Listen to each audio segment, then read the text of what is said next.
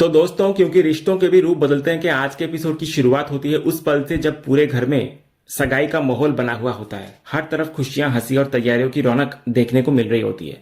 इसी बीच हेमंत और नोएना को स्टेज पर बुलाया जाता है क्योंकि अब शुभ मुहूर्त शुरू हो चुका होता है और रिंग सेरेमनी की रस्में शुरू होने वाली होती है। उधर दूसरी तरफ आरव और तारा सबके सामने प्यारा सा डांस परफॉर्मेंस दे रहे होते हैं। दोनों की परफॉर्मेंस देखकर पूरा परिवार तालियां बजाने लगता है। डांस खत्म होते ही कार्तिक की माँ उसके पास आती है और मुस्कुराते हुए कहती है कि अब चलने का टाइम हो गया है क्योंकि मुहूर्त निकल रहा है। इसके बाद कार्तिक और वृंदा को स्टेज पर बने मंडप की ओर ले जाया जाता है जहां दोनों की सगाई की रस्म शुरू होने वाली होती है। इधर दूसरी तरफ देव अकेला शीशे के सामने खड़ा होकर खुद को निहार रहा होता है। वो खुद से ही कहता है, क्या लग रहा है तू देव, तुझे इतना हैंडसम लगने का कोई हक नहीं बनता, नॉट फेयर। इतना बोलकर वो खुद की ही तारीफ करने लग जाता है और अपनी ही पर्सनैलिटी पर फिदा होता रहता है। लेकिन तभी पीछे से मिताली वहां पहुंच जाती है। वो आते ही गुस्से में देव को पूछती है कि आखिर वो खुद को समझता क्या है, इतनी बड़ी एंगेजमेंट होने जा रही है और उसने उसे इसकी खबर तक नहीं दी। देव तुरंत धीरे बोलने का इशारा करते हुए कहता है कि आराम से बात करो, यहां बहुत लोग हैं, कोई सुन लेगा। लेकिन मिताली बिल्कुल भी शांत नहीं होती। वो कहती है कि उसे किसी की परवाह नहीं है। वो कहती है, पहले ये बताओ कि उससे इतनी बड़ी बात छिपाई क्यों गई। तो देव सफाई देते हुए कहता है कि वो बताता कैसे, क्योंकि ये फैसला कल रात को ही हुआ। मिताली तुरंत पलटकर पूछती है कि अगर कल रात फैसला हुआ था तो उसी वक्त उसे बताया क्यों नहीं गया। तो देव अपने मजाकिया अंदाज में कहता है कि वो बताने ही वाला था, लेकिन फिर उसने सोचा कि अगर अभी बता देगा तो पूरी रात वो यही सोचती रहेगी, नींद नहीं आएगी, उसे रिंकल्स पड़ जाएंगे, डार्क सर्कल्स आ जाएंगे, इसलिए वो सिर्फ उसकी स्किन केयर बचा रहा था। तो मिताली गुस्से में कहती है कि अगर रात में नहीं बताया तो सुबह तो बता सकते थे। देव कहता है कि सुबह इतनी सारी एंगेजमेंट की तैयारियां थी कि मौका ही नहीं मिला। इतना सुनते ही मिताली गुस्से में देव का कॉलर पकड़ लेती है। वो उसको साफ साफ याद दिलाती है कि दोनों के बीच एक डील हुई थी कि किसी भी कीमत पर कार्तिक और वृंदा एक नहीं होने चाहिए, इसलिए जो कुछ भी आज हो रहा है उसमें वो उनका साथ नहीं दे सकता। तो देव तुरंत बोलता है कि वो उनका साथ नहीं दे रहा, बल्कि हमेशा की तरह उसी के साथ है। यहां तक कि वो पैसों की कसम खाकर भी कहता है कि वो उसी की साइड पर है। लेकिन जैसे ही वो ये बात कहता है, चुपके से अपनी उंगलियां पीछे करके फिंगर्स क्रॉस्ड कर लेता है ताकि उसकी झूठी कसम सच न मानी जाए। उधर मिताली मन ही मन फैसला कर चुकी होती है। वो कहती है कि अब चाहे कुछ भी करना पड़े, लेकिन आज ये सगाई किसी भी कीमत पर नहीं होने देगी वो। तो देव सिर्फ मुस्कुराकर ओके कहता है। उधर दूसरी तरफ माधवी अपने ब्लॉग के लिए लगातार वीडियो शूट कर रही होती है। वो अपने व्यूअर्स को बता रही होती है कि अब कुछ ही देर में रिंग सेरेमनी शुरू होने वाली है और रिंग्स को दिखाते हुए भी कहती है कि यही वे दोनों एंगेजमेंट रिंग्स हैं जिन्हें आज कार्तिक और वृंदा एक दूसरे को पहनाएंगे। इसी बीच सुप्रिया आरती की थाल लेकर आती है। वो पूरे रीति रिवाज के साथ पहले कार्तिक और फिर वृंदा की आरती उतारती है और दोनों के माथे पर तिलक लगाती है। उधर मिताली दूर खड़ी ये सब कुछ देख रही होती है और मन ही मन सोचती है कि इस बार वो किसी भी हालत में वृंदा को जीतने नहीं देगी। इसके बाद सलोनी और मुन्नी एंगेजमेंट की अंगूठियां लेकर स्टेज पर आती हैं। सलोनी मुस्कुराते हुए कार्तिक को बोलती है कि पहले वही वृंदा को रिंग पहनाए। तो कार्तिक जैसे ही वृंदा की उंगली में अंगूठी पहनाने के लिए हाथ आगे बढ़ाता है, तभी इतने में फोटोग्राफर हेमंत को आवाज देता है कि पहले एक फोटो लेनी है। हेमंत फोटोग्राफर को कार्तिक और वृंदा के पास भेजता है, लेकिन जैसे ही वो वहां पहुंचने वाला होता है, मिताली चुपके से अपना पैर उसके सामने अड़ा देती है। तो फोटोग्राफर का संतुलन बिगड़ जाता है और वो सीधे कार्तिक से जाकर टकरा जाता है। टक्कर लगते ही कार्तिक के हाथ से एंगेजमेंट रिंग नीचे गिर जाती है। ये देखकर मिताली तुरंत जोर से चिल्लाती है, ओ माय गॉड, रिंग गिर गई। इतना बोलकर वो बड़ी चालाकी से उसी जगह जाकर खड़ी हो जाती है जहां अंगूठी गिरी होती है ताकि किसी को रिंग दिखाई ही ना दे। अब पूरा परिवार नीचे झुककर अंगूठी ढूंढने लगता है। इधर सुप्रिया घबराकर बोल रही होती है कि लगता है उनकी ही नजर लग गई, इतनी बड़ी हीरे की अंगूठी थी और देखते ही देखते गायब हो गई। इधर देव सब कुछ देख चुका होता है। उसे साफ समझ आ जाता है कि मिताली जानबूझकर अंगूठी पर खड़ी है, लेकिन मन ही मन वो सोचता है कि मिताली चाहे जितनी कोशिश कर ले, आज ये सगाई होकर ही रहेगी। इसके बाद वो धीरे से सलोनी के पास जाकर इशारा करता है कि मिताली के पैरों के नीचे देखो, रिंग वहीं पर है। तो सलोनी तुरंत मिताली से कहती है सबके सामने कि शायद उसके पैरों के नीचे ही अंगूठी है। मिताली तुरंत मना कर देती है। वो कहती है कि अभी तो सबने वहीं पर देखा था, वहां कुछ भी नहीं है। लेकिन जब वो हटने का नाम नहीं लेती, तब ऋतिक उसको डांटते हुए कहता है कि आखिर वो वहां से हट क्यों नहीं रही। फिर भी मिताली वहीं पर खड़ी रहती है। तभी नोएना खुद आगे आती है और मिताली को वहां से हटाती है। जैसे ही मिताली हटती है, उस सबकी नजर उसी अंगूठी पर पड़ जाती है। रिंग सचमुच वहीं पर पड़ी होती है। अपनी चाल पकड़ी जाने के बाद मिताली तुरंत बहाना बनाती है। वो कहती है कि शायद उसकी हील्स में रिंग फंस गई होगी, इसलिए दिखाई नहीं दी, लेकिन अच्छा हुआ कि आखिरकार मिल गई। उधर देव को देखकर मिताली समझ जाती है कि उसी ने उसकी पूरी चाल खराब की है। वो गुस्से के मारे देव को घूरने लगती है। इसी बीच दूसरी तरफ आरव के दोस्त उसे फिर से घेर लेते हैं। वे उसे बार बार लायर लायर कहकर चिढ़ाने लगते हैं और पूछते हैं कि आखिर उसका एवी कहाँ है। उसने तो दावा किया था कि एवी आज सगाई में जरूर आएगा। तारा बीच में आकर अपने भाई का बचाव करती है। वो कहती है कि उसका भाई कभी झूठ नहीं बोलता, लेकिन आरव के दोस्त उसकी एक नहीं सुनते और लगातार आरव का मजाक उड़ाते रहते हैं। उदास होकर आरव वहां से भागने लगता है, लेकिन तभी सामने से अचानक उसकी टक्कर एवी यानी अंगद से हो जाती है।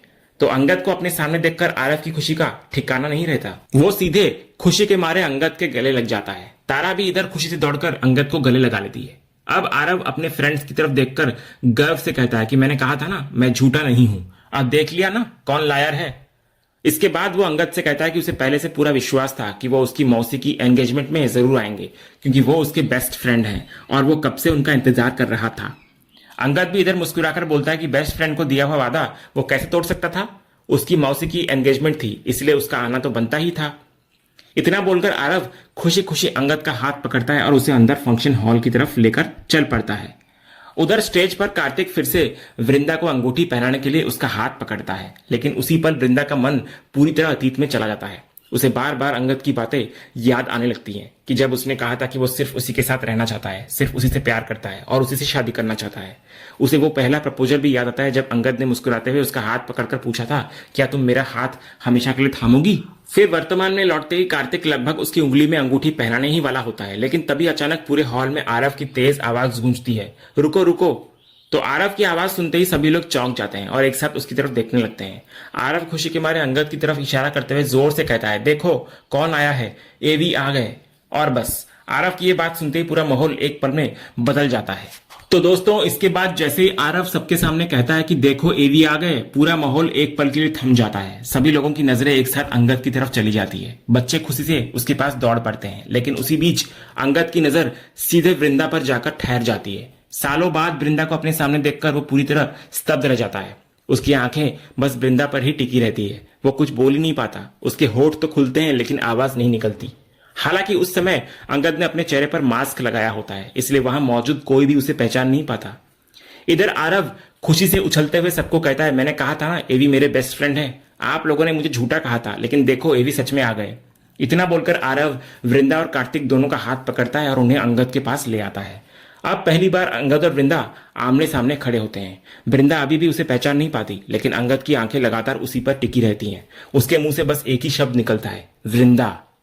इतने में आरव बड़े गर्व से अंगद को बोलता है कि एवी ये मेरी मौसी है, आज इनकी सगाई है और इनकी शादी कार्तिक अंकल से होने वाली है। आरव की ये बात सुनते ही अंगद जैसे अंदर से टूट जाता है। वृंदा को अपने इतने करीब देखकर उसके सामने पुरानी यादें एक एक करके लौटने लगती है। उसे वे सारे खूबसूरत पल याद आ जाने लगते हैं जो उसने कभी वृंदा के साथ बिताए थे। लेकिन अगले ही पल उसकी आंखों के सामने वो सबसे दर्दनाक दिन भी आ जाता है जब उसने वृंदा के चरित्र पर सवाल उठाया था। जब उसने ये घिनौना आरोप लगाया था कि वृंदा के पेट में पल रहा बच्चा उसका नहीं बल्कि किसी और का है। और फिर उसे वृंदा की वो टूटी हुई आवाज याद आती है जब उसने कहा था, अगर तुम्हें तलाक चाहिए तो तलाक ही होगा। इसी बीच कार्तिक मुस्कुराते हुए अपना हाथ आगे बढ़ाता है और कहता है, हाय आई एम कार्तिक। जैसे ही अंगद की नजर कार्तिक पर पड़ती है, उसको तुरंत दिल्ली वाली मुलाकात याद आ जाती है। उसे याद आता है कि यही वही लड़का है जिससे उसने खुद कहा था कि अगर वो किसी से प्यार करता है तो बिना देर किए जाकर उसे प्रपोज कर दे। लेकिन उस वक्त उसको बिल्कुल भी अंदाजा नहीं था कि वो लड़की कोई और नहीं बल्कि वृंदा ही है। ये सच को समझते ही अंगद के पैरों तले जमीन खिसक जाती है। अगले ही पल हम देखते हैं कि वो धीरे धीरे अपना मास्क हटा देता है। जैसे ही उसका चेहरा सबके सामने आता है, पूरा हॉल सन्न रह जाता है। वृंदा की नजर जैसे ही अंगद के चेहरे पर पड़ती है, उसके होश उड़ जाते हैं। वो एकदम स्टैचू की तरह खड़ी रह जाती है। उधर हेमंत, ऋतिक, मुन्नी, सलोनी, सुप्रिया और घर के सभी लोग भी अंगद को देखकर हैरान नजर आते हैं। अंगद की आंखों से लगातार आंसू बह रहे होते हैं। वो बस खामोशी से वृंदा को देखता रहता है, लेकिन वृंदा के मन में पुरानी यादों के साथ साथ वे सारे जख्म भी फिर से ताजा हो जाते हैं जो अंगद ने उसको दिए थे। वो लड़खड़ाते कदमों से पीछे हटने लगती है। सदमे के कारण उसकी हिम्मत जवाब दे जाती है और वो वहीं पर बैठ जाती है। उसकी आंखों से आंसू रुकने का नाम नहीं लेते। ये देखकर मुन्नी, सलोनी और सुप्रिया तुरंत उसके पास दौड़ती हैं और उसको संभालने की कोशिश करती हैं। लेकिन तभी वृंदा अचानक गुस्से से जोर से कहती है, बस चुप हो जाओ सब। इसके बाद वो खुद उठती है और सीधे अंगद के सामने जाकर खड़ी हो जाती है। गुस्से और दर्द से कांपती हुई आवाज में वो पूछती है, क्यों आए हो तुम यहाँ पर? आखिर चाहते क्या हो तुम? किस हक से मेरे सामने आए हो अंगद? वो आगे बोलती है, 10 साल तक तुमने अपना चेहरा नहीं दिखाया, तो आज अचानक क्यों आ गए? तुम्हें क्या लगा तुम यूं मेरे सामने आ जाओगे, 2 आंसू बहा लोगे और मैं तुम्हें माफ कर दूंगी? तुम्हें क्या लगा मैं दौड़ कर कहूंगी कि मेरा अंगद लौट आया, मेरा प्यार वापस आ गया? या फिर मैं तुम्हारे किए हुए हर जख्म को भूल जाऊंगी? इसके बाद वृंदा फूट फूट कर रो पड़ती है। वो कहती है कि जो कुछ भी अंगद ने उसके साथ किया वो शायद किसी तरह सह भी लेती, शायद एक दिन उसको माफ भी कर लेती, लेकिन उसकी वजह से उसने अपना बच्चा खो दिया और ये वो कभी भूल नहीं सकती। वो कांपती हुई आवाज में कहती है कि मैंने अपना बच्चा खो दिया अंगद, सब कुछ खो दिया सिर्फ तुम्हारी वजह से। मैं तुम्हें जिंदगी में कभी माफ नहीं कर सकती, कभी भी नहीं। ये सुनकर अंगद खुद को रोक नहीं पाता और धीरे धीरे वृंदा की तरफ बढ़ने लगता है, लेकिन तभी हेमंत बीच में आकर उसका रास्ता रोक लेता है। वो गुस्से के मारे अंगद को पीछे ढकेलते हुए कहता है, एक कदम भी आगे मत बढ़ाना वृंदा की तरफ। हेमंत की आंखों में भी आंसू होते हैं। वो कहता है कि अंगद को इस बात का जरा भी अंदाजा नहीं है कि इन 10 सालों में वृंदा ने कैसे कैसे दिन देखे हैं। वो कहता है कि उसने अपनी आंखों से देखा है कि वृंदा हर दिन थोड़ा थोड़ा मरती रही है। आज जो इंसान सामने खड़ा है वो सिर्फ सांस ले रहा है, असल में वो एक जिंदा लाश बन चुकी है। उसने खुद को सिर्फ अपने बच्चों और अपने परिवार के लिए संभाल कर रखा है और इस सब का जिम्मेदार सिर्फ और सिर्फ अंगद है। हेमंत गुस्से में कहता है कि अंगद ने सिर्फ वृंदा के साथ नहीं बल्कि पूरे परिवार के साथ नाइंसाफी की है। फिर वो तंज कसते हुए कहता है, क्या चाहते हो तुम? हम सब कुछ भूल जाएं, तुम्हें माफ कर दें और कहें कि आओ अंगद वापस हमारे परिवार का हिस्सा बन जाओ? इसके बाद हेमंत साफ शब्दों में कहता है कि वृंदा तुम्हें माफ करे या ना करे, लेकिन मैं तुम्हें जिंदगी में कभी माफ नहीं करूंगा। I will never forgive you. इस पर अंगद हेमंत की नजदीक आकर कुछ कहना चाह रहा होता है। वो हेमंत को समझाने की कोशिश कर रहा होता है, लेकिन हेमंत उसका हाथ झटक देता है और गुस्से में कहता है, जस्ट शट अप। तभी पीछे से ऋतिक भी आगे आता है। वो कहता है कि इस परिवार में कोई भी अंगद को माफ नहीं करेगा, और वो तो बिल्कुल भी नहीं। ये सुनकर इधर अंगद टूट जाता है। रोते हुए वो अपने छोटे भाई ऋतिक को गले लगाने की कोशिश करता है, लेकिन ऋतिक भी तुरंत उसे अपने से अलग कर देता है और गुस्से से कहता है, दूर रहो, मेरे पास मत आना। अंगद वहीं खड़ा रह जाता है। चारों तरफ अपने ही लोग होते हैं, लेकिन कोई भी उसके साथ नहीं होता। और इसी दर्द भरे मोड़ के साथ आज का ये एपिसोड यहीं पर खत्म होता है। तो दोस्तों, क्या आपको लगता है कि अंगद की इतनी बड़ी गलती कभी माफ की जा सकती है? क्या वृंदा उसे कभी माफ करेगी, या फिर अब उसकी लाइफ में सिर्फ कार्तिक की ही जगह बनेगी? अपनी राय हमें कमेंट करके जरूर बताइए। अगर आपको आज के एपिसोड की ये पूरी डिटेल पसंद आई हो तो वीडियो को लाइक करें और चैनल को सब्सक्राइब करें और बेल आइकन जरूर दबा लें, क्योंकि आगे आने वाले एपिसोड में कहानी एक ऐसा मोड़ लेने वाली है जिसको देखकर आप भी हैरान रह जाएंगे। मिलते हैं अगली वीडियो में, तब तक के लिए धन्यवाद।